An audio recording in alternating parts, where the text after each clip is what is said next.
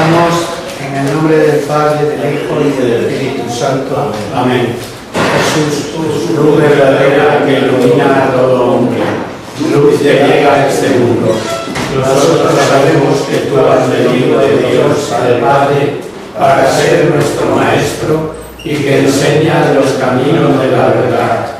Las palabras que oímos de ti son espíritu y son vida. Pero ¿quién es digno de abrir el libro rompiendo el sello? Tú solo, tú que diste tu vida por nosotros y nos compraste para Dios con tu sangre. Danos a conocer los misterios del reino de Dios y las inagotables riquezas de tu corazón.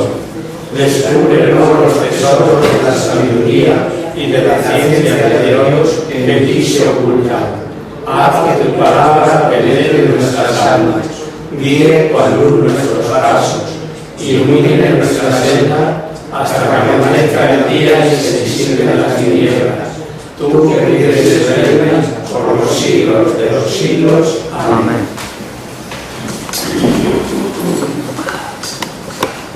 Bueno, continuamos con el Evangelio de Lucas y vamos a ver hoy, empezando a ver la elección de los 12.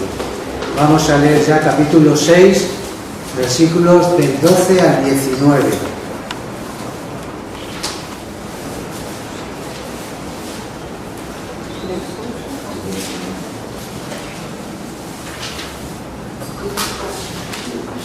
Lucas 6, 12, 19.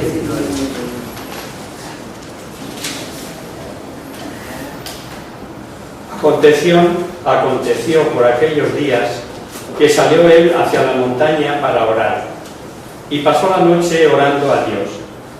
Cuando llegó el día, llamó así a los discípulos y escogió a 12 de ellos, a quienes dio el nombre de apóstoles: Simón, a quien puso también el nombre de Pedro, y Andrés su hermano,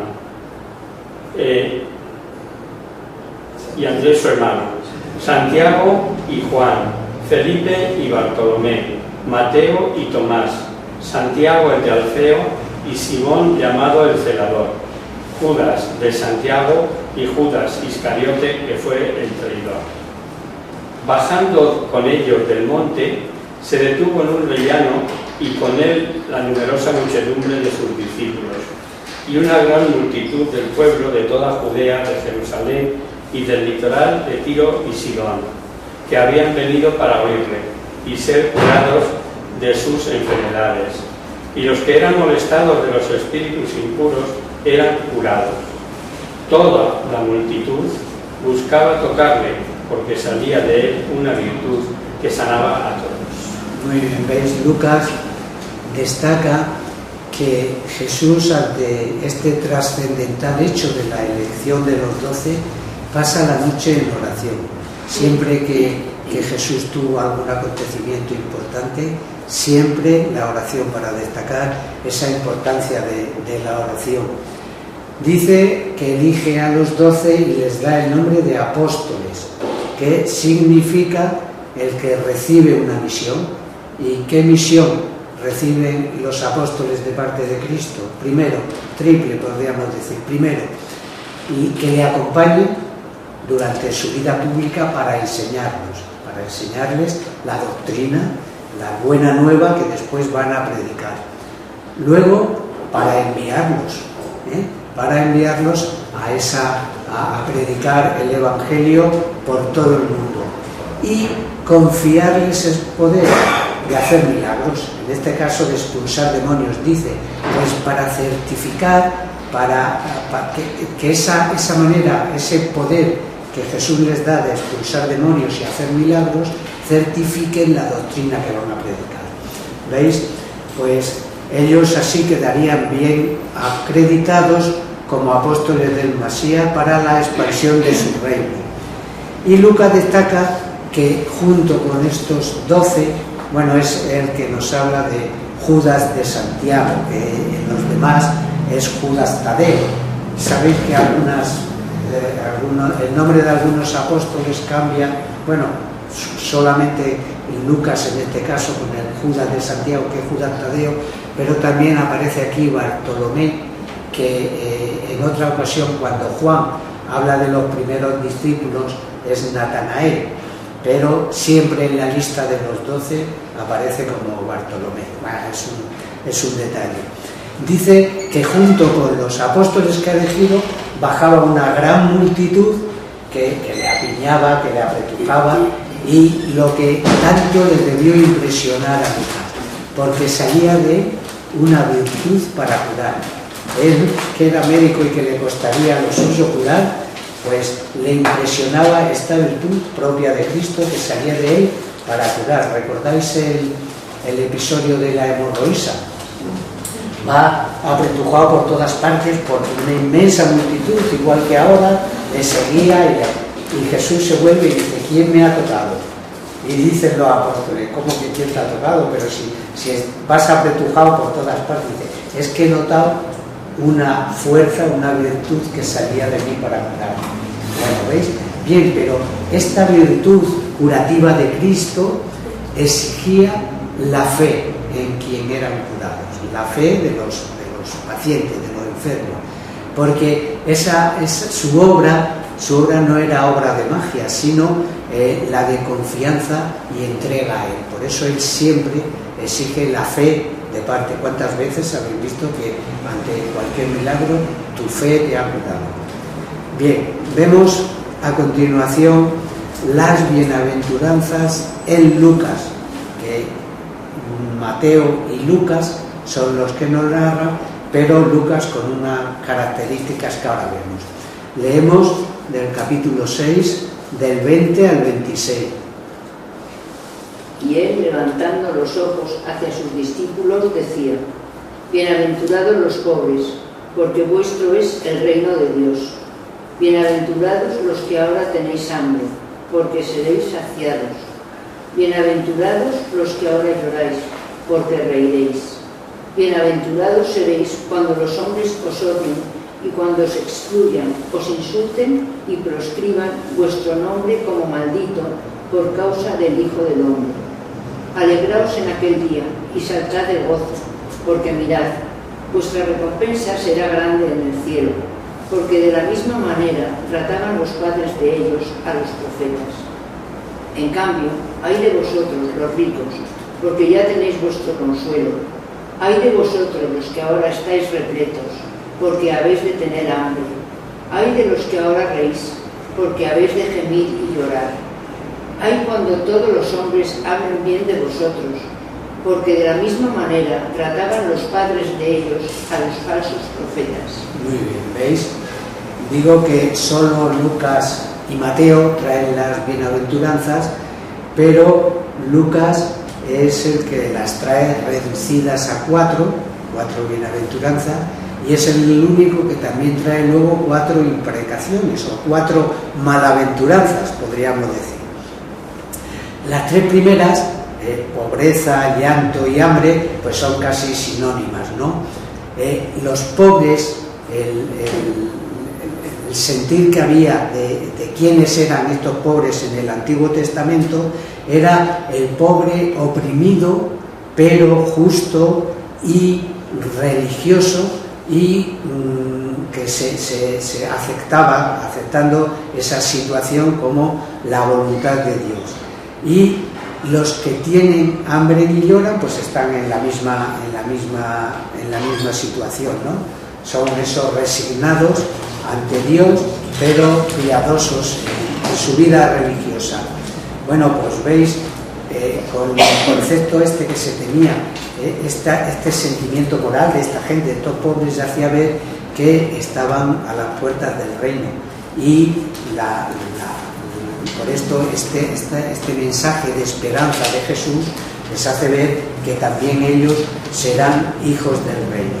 En cuanto a la última bienaventuranza, bienaventurados los que os persiguen por mi nombre, por amor al Hijo del Hombre, se está refiriendo quizás en primer lugar a los apóstoles, que van a ser los primeros perseguidos, pero también en general ya a todos los cristianos, que muy pronto empezaron a ser perseguidos, y también también hoy. Hoy hay muchos que están muriendo por el nombre de Cristo y por defender el nombre de Cristo. Hacia eso va también la bienaventuranza. Pues cuando llegue ese día, dice, y ese día, fijaos, ese día llegó pronto para los apóstoles, por lo menos. Después de la ascensión del Señor, enseguida viene Pentecostés, y después de Pentecostés, pues los apóstoles se lanzan a predicar el Evangelio y a predicar a Cristo. Y predicaban en el templo, y muchas gentes se les unían, y dice en los Hechos de los Apóstoles, en algunas ocasiones 3.000, 5.000 se habían unido a esto, porque entre otras cuestiones se habían recibido también el poder de Jesús de realizar los milagros. Y dice el texto que la gente se apiñaba cuando pasaban los apóstoles, para que siquiera la sombra les diera a los enfermos y quedaran curados. Bueno, quiero decir que enseguida se lanzaron a predicar el Evangelio, y con mucho éxito, tanto que el Sanedrín en una ocasión manda detenerlos y detienen a los apóstoles. Luego lo podéis ver en casa en el capítulo 5 de los Hechos de los Apóstoles, porque es un episodio que merece la pena, sobre todo recordando esta bienaventuranza de Cristo.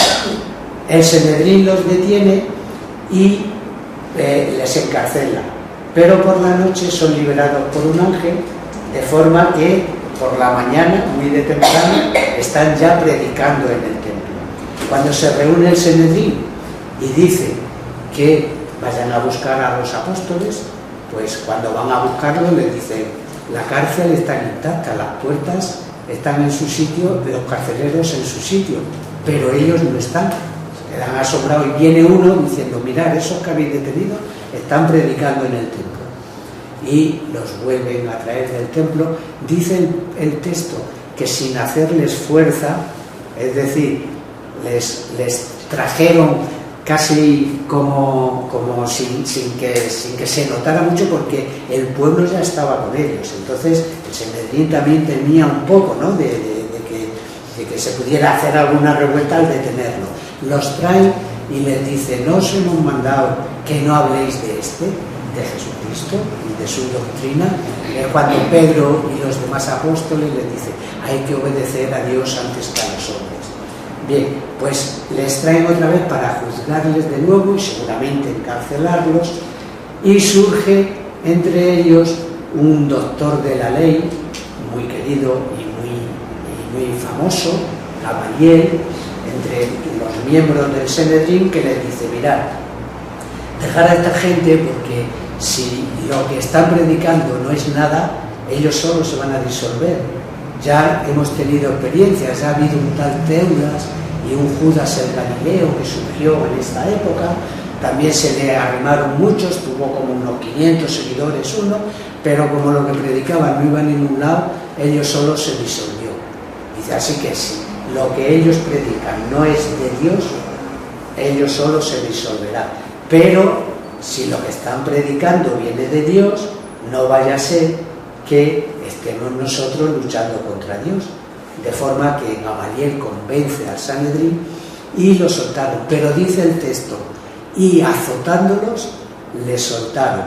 Y mirad, leer lo que dicen los apóstoles, Hechos 5:41, de cómo por primera vez los apóstoles se alegran de haber padecido por nombre de Jesús. Se empieza a cumplir esta bienaventuranza. Ellos pues salían gozosos de la presencia del Sanedrín, porque habían sido dignos de padecer afrentas por el nombre. ¿Veis? Salían contentos por haber sido dignos de padecer en nombre de Cristo. Esta bienaventuranza de bienaventurados cuando os maldigan, os persigan por causa de mí. Y luego Lucas pone, pues a continuación, 4 imprecaciones o 4 malaventuranzas, que son pues como la parte negativa de las 4 bienaventuranzas. Por eso los aquí ricos son los ricos irreligiosos y opresores, es decir, los ricos injustos, y por eso esos que ahora sí están hartos y ríen, y los mismos que son adulados o no hacen más que recibir lisonjas por parte de los demás, pues que tendrán un castigo proporcionado. Quizás estas 4 imprecaciones, en el sentido literal propio, pueda ir dirigida hacia los fariseos, hacia los saduceos y hacia la familia sacerdotales, que ya sabemos que Jesús en varias ocasiones pues tuvo ciertas imprecaciones sobre estos mismos fariseos y los saduceos, que se aprovechaban de sus altos cargos y puestos y de su buena vida. Bueno, pues seguimos y leemos, fijaos, ahora una serie recoge fundamentalmente diversas sentencias del Señor de suma importancia. Vamos a ver el amor a los enemigos. Leemos 6, del 27 al 38. Pero yo os digo, a vosotros que me escucháis, amad a vuestros enemigos, haced bien a los que os aborrecen, bendecid a los que os maldicen, y orad por los que os hacen bien. Al que te hiere en una mejilla, ofrécele la otra, y al quien te tome el manto, no le impidas tomar la túnica. Da a todo el que te pida, y no reclames de quien toma lo tuyo. Tratad a los hombres de la manera en que vosotros queréis ser de ellos tratados.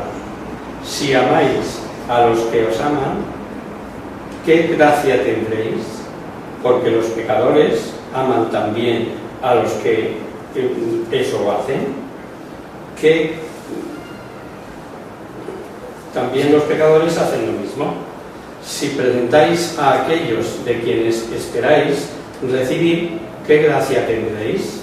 También los pecadores prestan a los pecadores para recibir de ellos igual favor. Pero amad a vuestros enemigos, haced bien y prestad sin esperar nada, y será mucha vuestra recompensa, pues veréis a los... pues seréis hijos del Altísimo, porque Él es bondadoso, ahora con los ingratos y malos. Sed misericordiosos como vuestro Padre es misericordioso. No juzguéis y no seréis juzgados. No os condenéis y no seréis condenados. Absolvéis y seréis absueltos. Dad y se os dará. Una medida buena, apretada, colmada, rebosante, será derramada en vuestro regazo. La medida que con vosotros usaréis, esa se usará con vosotros. Veis una serie de sentencias del Señor que lo que vienen a resumir es el modelo de conducta del cristiano, el modelo de conducta del discípulo de Cristo. Mirad, la vemos en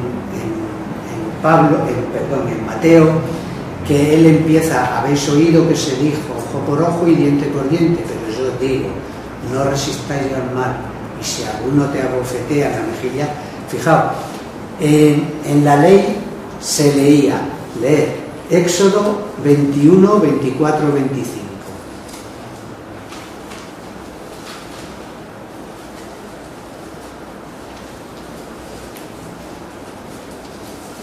Es la ley del ojo por ojo, diente por diente. Dijo Yahvé a Moisés: ahora te vas a volver a Egipto. Éxodo 21, 24, 25.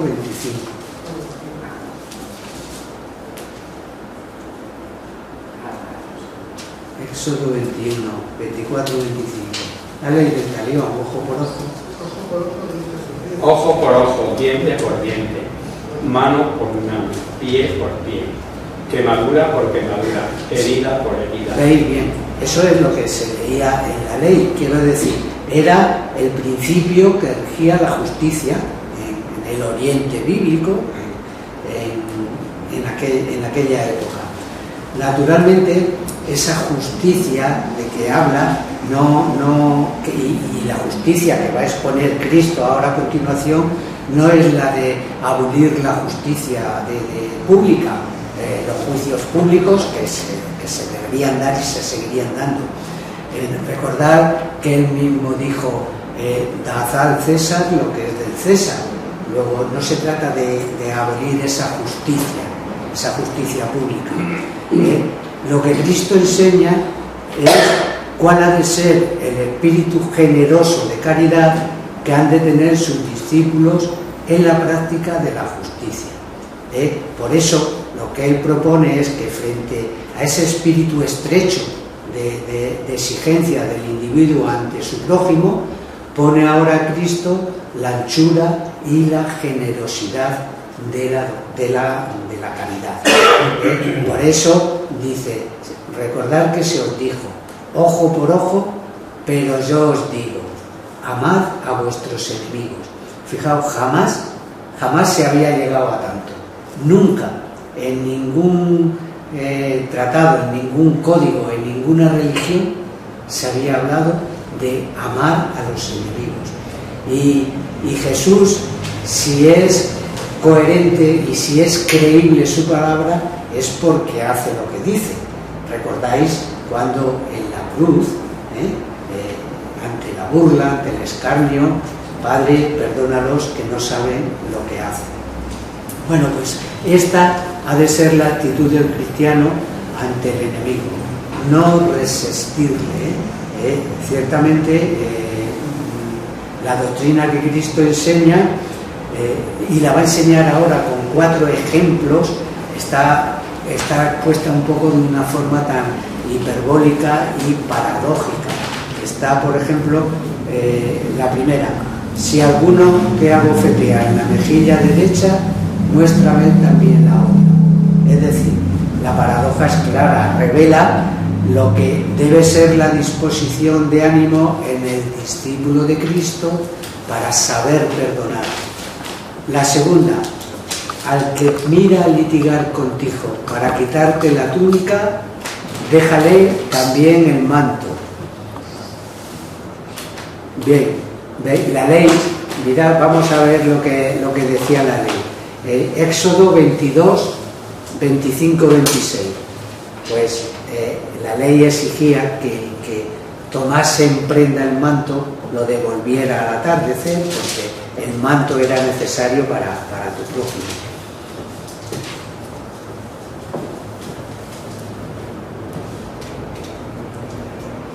Éxodo. Si tomas Sí. en prenda el manto de tu prójimo, se lo devolverás antes de la puesta del sol, porque con eso se cubre él, con eso viste su carne. Vale, ¿veis? Es decir, si le pides en prenda por algún préstamo, por algo que le has hecho, el manto, devuélveselo a la tarde.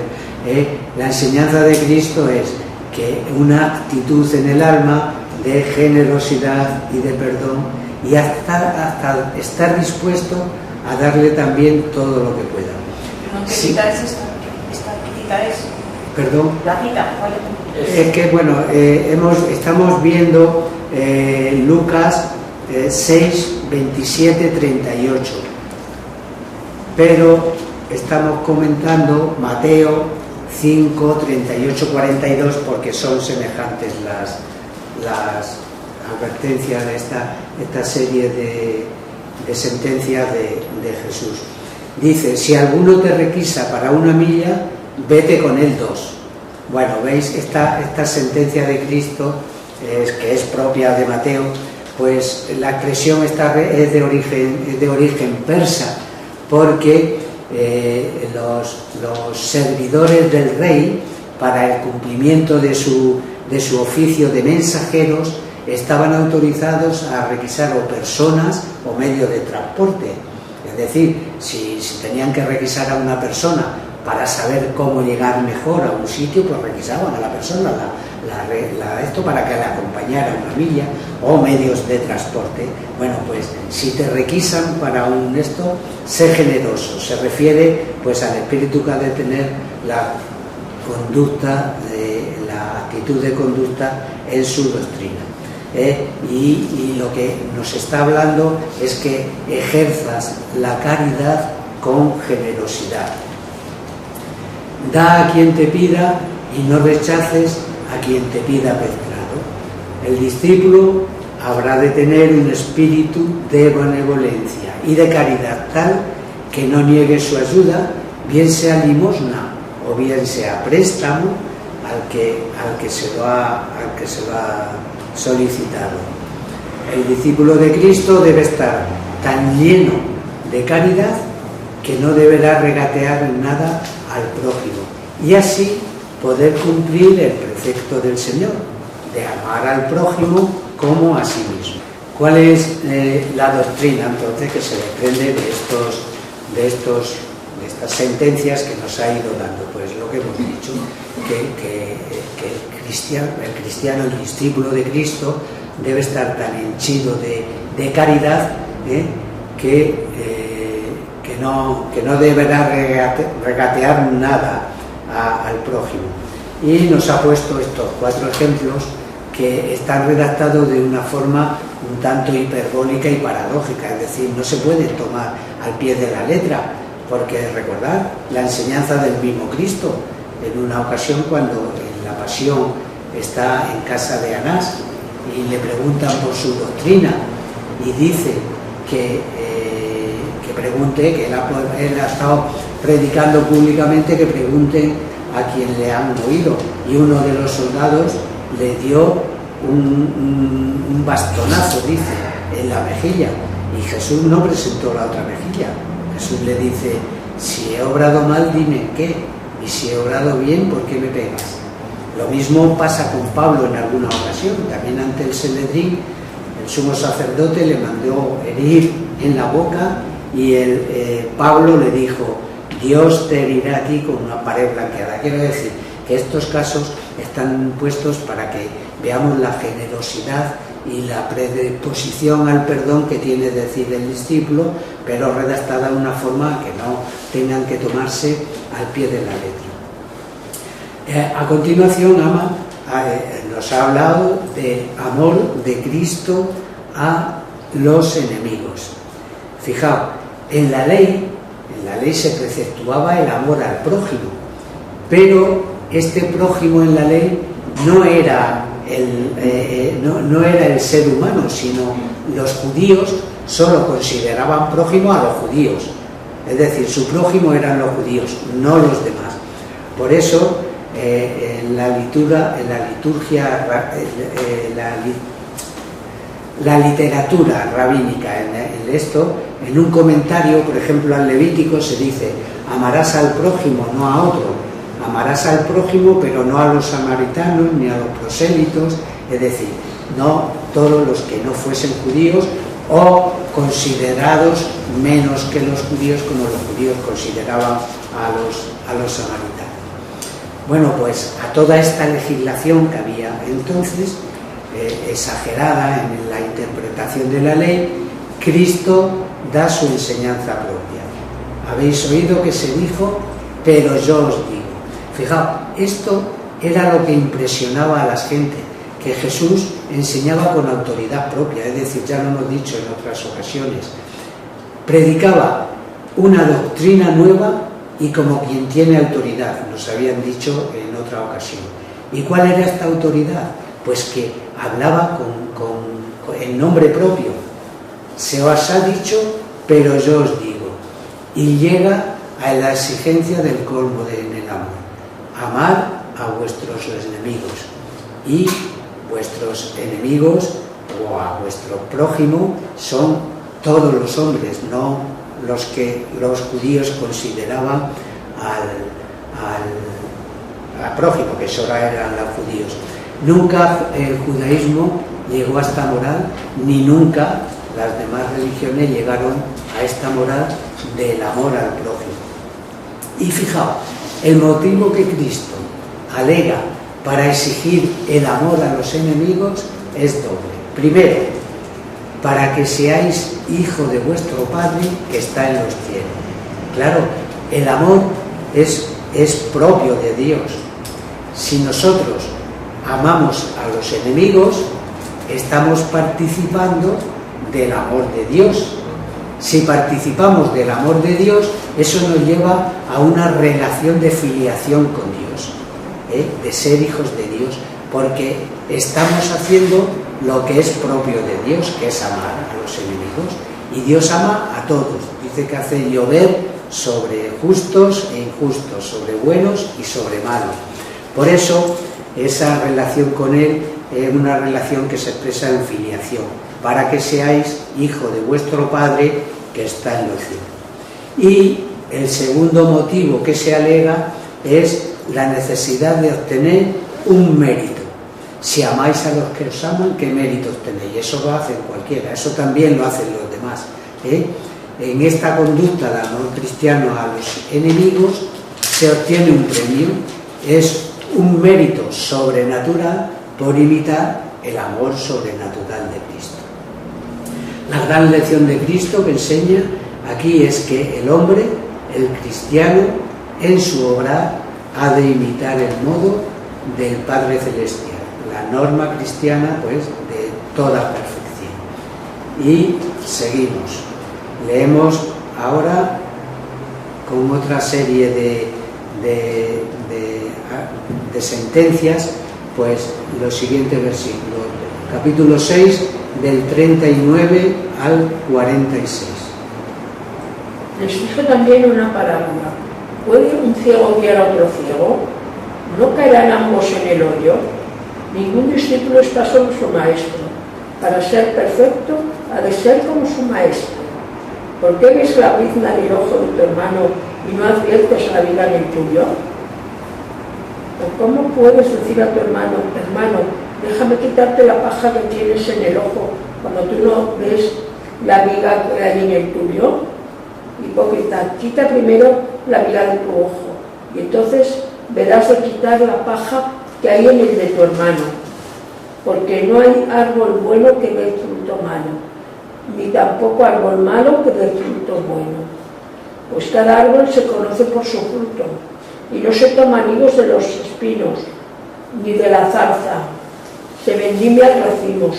El hombre bueno, del buen tesoro de su corazón, saca cosas buenas, y el malo saca cosas malas de su mal tesoro, pues de la abundancia del corazón habla la lengua.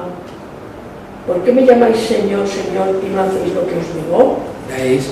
Sigue destacando el espíritu de benevolencia que ha de tener el discípulo de Cristo y, sobre todo, no ser hipócrita. No se puede juzgar a los demás cuando seguramente nosotros tenemos defectos mayores. Fijaos, no juzguéis y no seréis juzgados, dice Mateo en el símil. No seréis y no seréis juzgados, con la medida que midiréis se os medirá, y como ves la paja en el ojo de tu hermano si no ves la viga en el tuyo. Fijaos, ese no juzguéis y no seréis juzgados no se refiere a que no juzguen los poderes públicos, que tienen su visión y va por otro lado. Tampoco se refiere a esa corrección fraterna de que nos habla el Evangelio, que no solo podemos hacer, sino debemos hacer. Leer Mateo 18, 15, 17.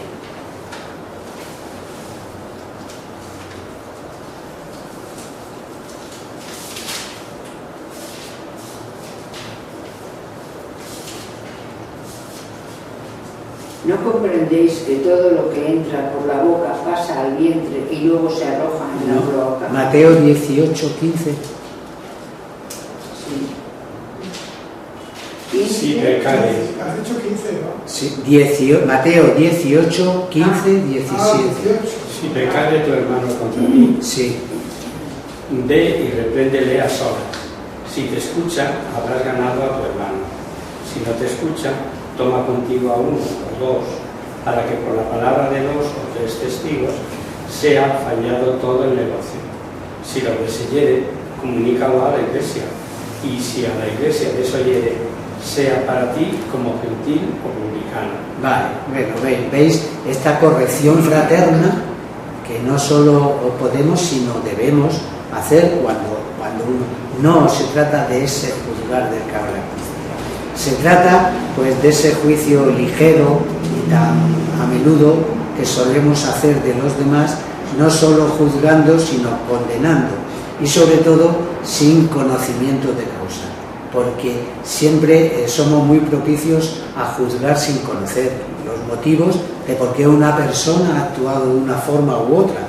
Seguramente si conociéramos los motivos o nosotros hubiéramos estado en sus mismas circunstancias, pues hubiéramos actuado no como él, sino quizás peor. Bueno, y no tampoco se está refiriendo a una conducta pública, que también lo hacemos cuando criticamos o juzgamos a los demás, sino también a esa forma privada que tenemos de pensar mal de los demás juzgándolo. El discípulo de Cristo no condenará para no ser condenado. Para no ser condenado, ¿por quién? Aparentemente, si leemos el contexto, parece que para no ser condenados por los hombres, pero no, realmente para no ser condenados por Dios, que es el que ve en el fondo del corazón. El pensamiento sigue, dice: Dios juzgará a los hombres con la misma medida que estos se condenan entre sí. Pues efectivamente, esta expresión en los labios de Cristo no es que la justicia divina no haya de ser estricta, sino que la medida a la que Cristo alude es la medida de semejanza o proporción. Y si el discípulo de Cristo disculpa y perdonas a otro, pues una medida buena, grande, apretada, llena, le será medida para él. Esto viene a propósito, pues un poco de lo que hablamos en el Padre Nuestro. Perdona nuestras ofensas como nosotros perdonamos a los que nos ofenden. Es decir, estamos pidiéndole al Señor que nos perdone si perdonamos. Luego, implícitamente, le estamos diciendo que no nos perdone si no perdonamos, porque perdona nuestras ofensas como nosotros perdonamos. Bueno, y luego que se mire celosamente uno a sí mismo, pues antes de mirar con ese celo y con ese afán a los demás. El pensamiento de Cristo, fijaos cuando dice que mira antes la paja, antes de ver la paja en el ojo ajeno, la viga que tienes en el suyo. Fijaos el matiz, que en el pensamiento de Cristo es doble, o sea, estamos dispuestos y muy predispuestos a ver la paja, pero no vemos la viga en el nuestro. Y luego además nos ofrecemos a quitar la paja del ojo ajeno, pero dejando la viga en el nuestro. Pues si el que así obra tuviese celo, lo que realmente quisiera es hacer desaparecer el mal, pues tendría que empezar por quitar primero la viga que tiene en su ojo y así poder ver la paja en el ojo ajeno. Bien, pues creo que nos quedamos aquí. Sí. Y el próximo día es la charla especial de Cuaresma. Entonces, al siguiente continuaremos con el Evangelio, pero el próximo día 8, creo que... No, perdón, el próximo 8 fue bien. Bueno, el próximo... No, el 4, sí. El próximo lunes la charla de Cuaresma. Rezamos: Virgen, bella como la luna, delicia del cielo, en cuyos rostros se miran los santos y se contemplan los ángeles. Haz de nosotros tus hijos, nos parezcamos a ti, y que nuestras almas reciban un rayo de esa belleza tuya, que no decae con los años, sino que brilla en la eternidad. María, sol del cielo, despierta tú la vida donde haya muerte, e ilumina los espíritus en que haya tinieblas. Reflejándote en el rostro de tus hijos, concédenos un destello de tu luz y tu fervor. María, poderosa como un ejército, concede a nuestra vida la victoria. Somos tan débiles y nuestros enemigos se ensoberbecen contra los esclavos, mas con tu bandera nos sentimos seguros de vencer.